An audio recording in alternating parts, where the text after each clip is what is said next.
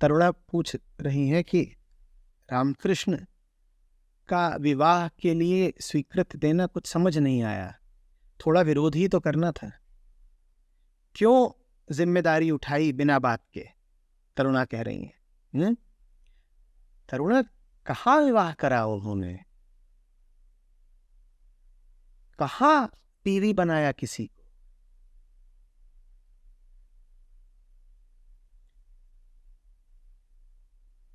किसी के साथ रहने में कोई बुराई हो सकती है क्या? तुम एक के साथ रहो, तुम 1000 के साथ रहो।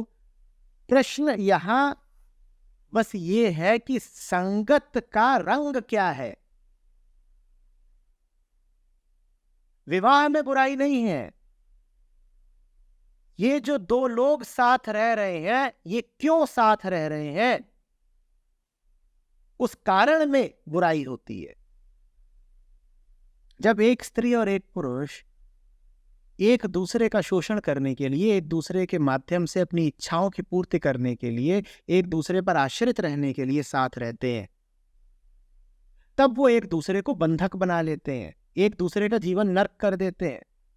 तब बुराई है उस मेल में, उस संगत में, उस साहचर्य में। अगर स्त्री और पुरुष वैसे साथ रहें जैसे रामकृष्ण और शारदा, तो रहे आए, सुंदर बात है, सत्संग है। तुम्हें क्या लगता है वो दोनों उसी तरह रहते थे जैसे आम पति पत्नी रहते हैं? आलू प्याज के पीछे लड़ते थे और रामकृष्ण शारदा से कहते थे, तू घर पे रह, कमा के मैं लाऊंगा, तू बाहर निकलेगी तो कोई देख ना ले तुझे। और शारदा रामकृष्ण से कहती थी कि सुनो जी, क्या तुम मुझसे भी ज्यादा मानते हो अपनी मां को? तुम्हें क्या लगता है आम पति पत्नी का रिश्ता था उनका? अरे भाई, दो जीव हैं।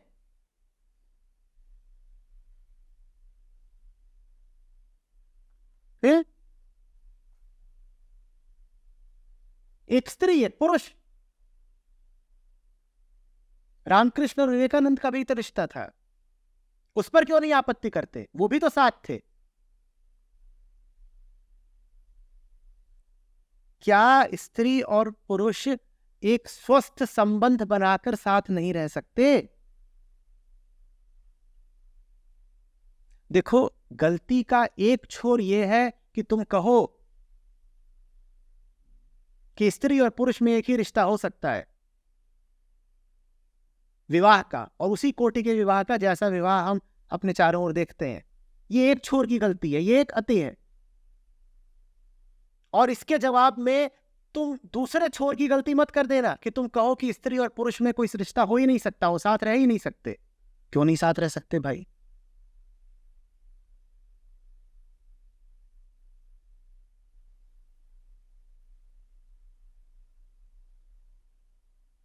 शारदा अपने आप को रामकृष्ण की शिष्या मानती थी।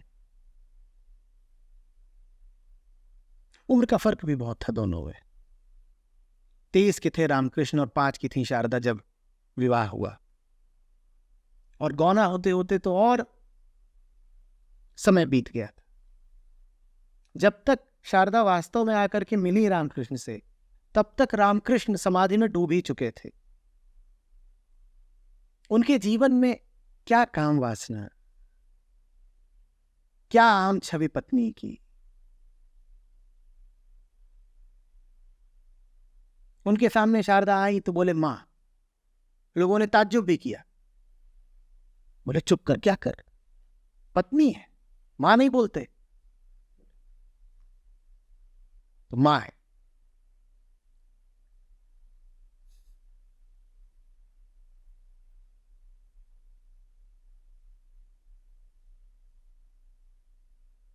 जैसे काली है पूर्णतया प्रकट अनावृत, वैसे ही साल में एक दफे शारदा को वो अनावृत नग्न सिंहासन पर बैठाते, ठीक काली की तरह, और उनके पांव पखारते। ये कोई आम मर्द औरत का रिश्ता है? तुम यदि अपनी पत्नी से, अपने पति से ऐसा रिश्ता बना सको तो 100 बार विवाह करो, यदि विवाह का ये अर्थ हो तो। मैं विवाह के खिलाफ नहीं हूं, मैं कमजोर और रोगी रिश्तों के खिलाफ हूं। रिश्ता स्वस्थ हो, उसमें प्रेम की, आनंद की खुशबू उठती हो, तो तुम उस रिश्ते का जो नाम देना चाहो दो, फिर विवाह शुभ है, बहुत शुभ है। अगर दुनिया के सारे विवाहित जोड़े रामकृष्ण और शारदा की तरह हो जाए तो मैं कहूंगा अविवाहित रहना अपराध है। मैं पकड़ पकड़ के लोगों को ठेलूंगा, जाओ विवाह करो।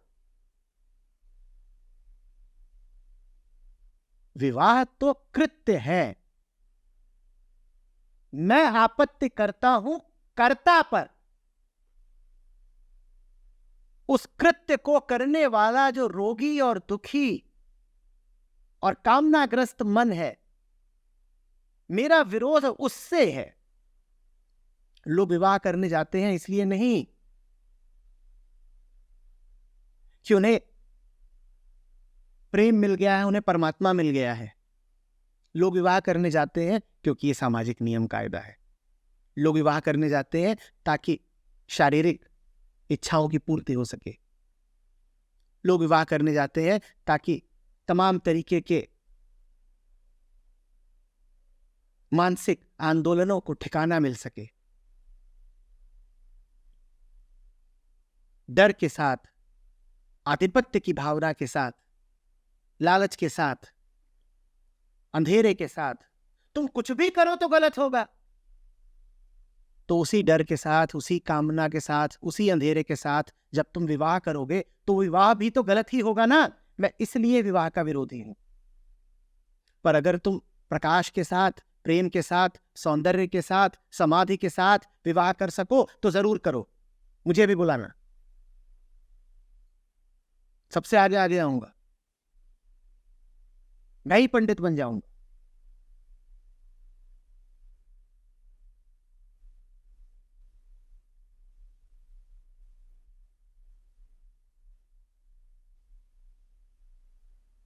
शारदा ऐसे हो गई जैसे रामकृष्ण की छाया। जानते हो, रामकृष्ण के देहावसान के 34 वर्ष बाद तक जी थी शारदा।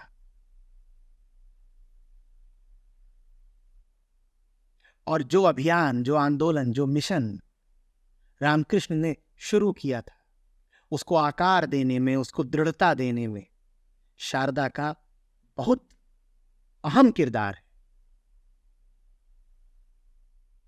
कुल 50 वर्ष के थे रामकृष्ण जब चल बसे, और शारदा बहुत जी। और शारदा फिर ऐसे ही जी जो रामकृष्ण जी रहे हो।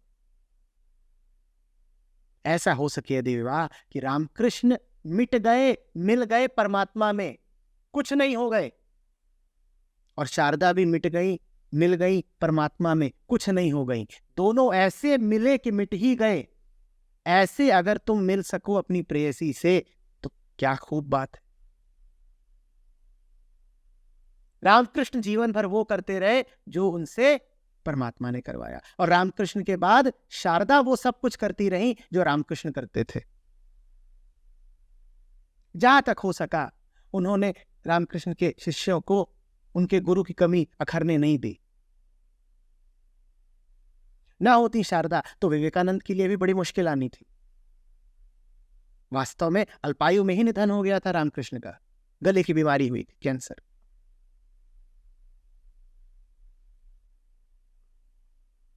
शारदा फिर ऐसे नहीं जी कि जैसे कोई विधवा जीती है, कि कोई पत्नी जीती है, कि कोई स्त्री जीती है। शारदा फिर ऐसे जी जैसे अभी रामकृष्ण ही जीवित हों।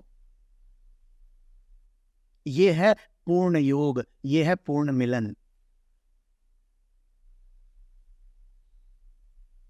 रामकृष्ण परमात्मा हुए, परमहंस हुए, और शारदा रामकृष्ण हो गई।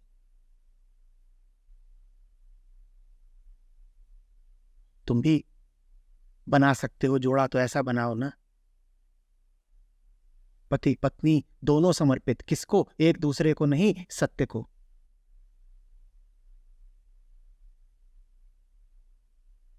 करो विवाह, बनाओ जोड़ा, मैं साथ हूं। पर तुम तो जब जोड़ा बनाते हो तो ऐसा बनाते हो कि हम तुमको देखें, तुम हमको देखो, और दोनों ही परमात्मा को ना देखें। और दोनों में से यदि कोई परमात्मा की ओर देखने लगे तो उस पर बेवफाई का आरोप लगे। ये तुम्हारे जोड़े होते हैं।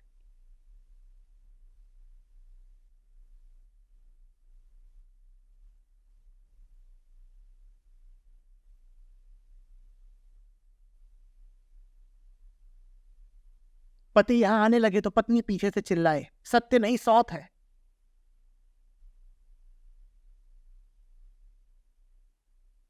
पत्नी यहां आने लगे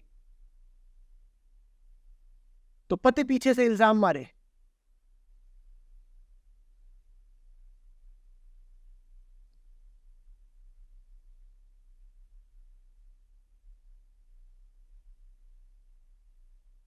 परमात्मा का विकल्प बनाते हैं हम किसी और को, और ये महाअपराध है। ये सूत्र समझ लेना। जिसके तुम्हारे जीवन में होने से तुम सच को भुला दो, वो तुम्हारे लिए ठीक नहीं। जो तुम्हारे जीवन में सच का विकल्प बन के उतरे, परमात्मा का स्थान लेने के लिए उतरे, उसका उतरना ठीक नहीं। और जिसके तुम्हारे जीवन में प्रवेश से तुम सच्चाई की ओर, ऊंचाई की ओर उन्मुख हो जाओ, उसको देवता मान के पूजना। जो तुम्हारी जिंदगी में आए और तुमसे कहे कि तुम मेरे हो, तुम मेरी हो, मैं तुम्हारा हूं, आओ किल्लोले करें, उससे जरा बचना।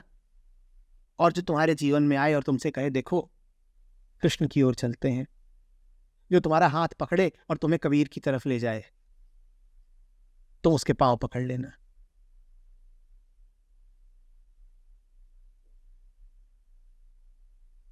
सच्चे प्रेमी की पहचान ये है कि वो तुम्हें अपनी ओर नहीं लेके आता, वो तुम्हें परमात्मा की ओर लेके जाता है। और झूठे प्रेमी की पहचान ही यही है कि वो तुम्हें परमात्मा से तोड़ेगा और अपनी ओर खींचेगा। ये अलग बात है कि परमात्मा से यदि वो तुम्हें तोड़ रहा है तो पाएगा तुम्हें वो भी नहीं। पर इतनी समझदारी उस मूर्ख में कहां। वो तो ये सोचता है कि मैं परमात्मा से प्रतिद्वंदिता कर लूंगा। वो तो ये सोचता है कि मैं इसको पूरा ही कब्जे में ले लूंगा।